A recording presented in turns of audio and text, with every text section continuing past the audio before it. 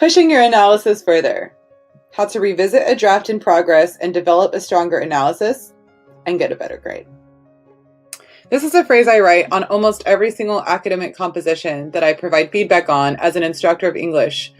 And what I usually mean is that perhaps you lack some evidence to support your thesis, or the connection between your evidence and the thesis isn't exactly clear. But I know that if I just write, push your analysis further in the margin, you might not be exactly sure what to do moving forward. So let's take a look at the definition of analysis. This is how we define analysis on the Project 1 assignment sheet in English 101, and it's very similar to the definition listed on the Oxford English Dictionary as well. To analyze a specific subject, you break down the whole into its component parts. So what we want you to do is to try to look beneath the surface of a subject to discover more about its nature than quickly meets the eye. You should be encouraged by the fact that you're already conducting analysis in your day-to-day lives. Here's a list of subjects one might analyze from the Oxford English Dictionary, and some that I've added of my own. Now, what did your best friend really mean in that text? How can you tell?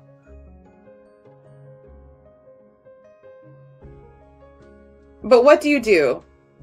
How can you revise with your eye on the analytical prize? First and foremost, you need to go back and revisit your thesis. Now, I know you know this, but in an academic composition or an analysis, you're making an argument. It can be really hard to convince your audience of your argument and to find evidence to support your argument if you're not really sure what it is you're trying to say. Let's look at an example. Let's say that you're writing a Project 1 in my English 101 class, which is an analytical profile assignment.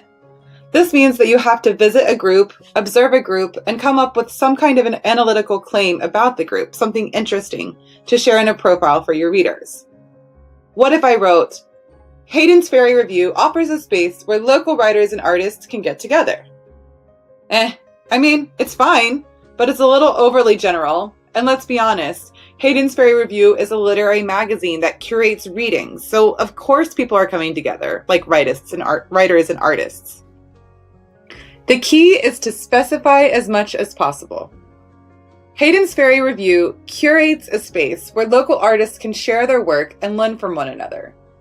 Now I have a specific claim, and I can go on the hunt for examples, details of interactions in which these local artists and writers are interacting with each other in order to teach each other. Let's look at another example. Poetry is really good for the soul. Now, I might tend to agree. However, poetry being good for the soul doesn't quite fit the expectations for your readers who are expecting to learn something about the group, which is indeed the purpose of an analytical profile.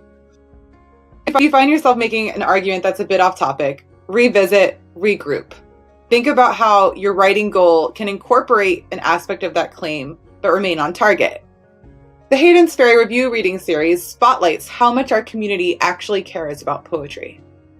Now that's an analytical profile thesis.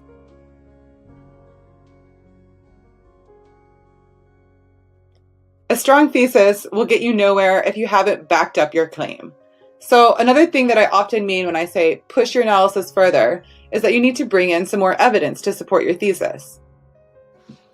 Now let's pretend we're running with that second thesis, the idea that Hayden's Ferry Review reading series spotlights how much our community actually cares about poetry. How would this passage support that thesis? At the HFR reading series, everyone really cares about poetry. Poetry is the topic of the evening, and members listen to a lot of poems. Poetry is really fun. You could probably tell that that was a little repetitive. Repetition in writing often happens in a draft if you're not quite sure what evidence you have to support your thesis. That's when I will write something like, it's too much summary, or it's zoomed out, and I need you to zoom in. So how might you zoom in? Let's take another look at that passage. I kind of slowed myself down a little and tried to think about what details I noticed and why those details were important to me and connected in some way to my thesis. When the HFR reading began, I noticed that the chatter died down immediately. Here was a group of people who were eagerly anticipating a poetry reading. They hushed one another much the same way concert goers might when a songwriter takes the stage. One member even gestured to the waitress that she should come back later to take her drink order.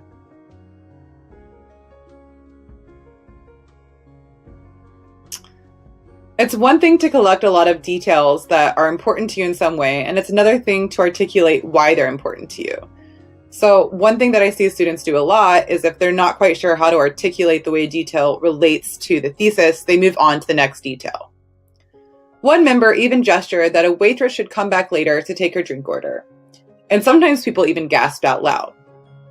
Okay. I mean, cool, but why are you telling me this? Asking yourself that question, so what, and trying to figure out the answer to that question, so what, in connection to your thesis, is really the key to pushing your analysis further. Why was I so interested in those two small details? I could tell that the audience was eager to hear the visiting poet. One member even gestured that a waitress should come back later to take her drink order. I wasn't expecting a group of writers to privilege poetry over whiskey, but they did, showcasing their investment in the art. And they paid attention too. You could tell by the way 4 or 5 people gasped out loud at a powerful line. Honestly, it took me some time in that past slide to figure out what I was trying to articulate. It took me some time to come up with the word privilege, to think about why this gesture stood out to me, and to think about why it mattered to me at all that what I was noticing in this group of people was the fact that they were showing their support for the art of poetry. So it wasn't just that they were hanging out and listening to poems, it's that they were actively involved in the craft and the art of poetry. And this is something I care to share with my audience. It can be difficult to revise an analysis and to push your analysis further. I hope that this short presentation has helped.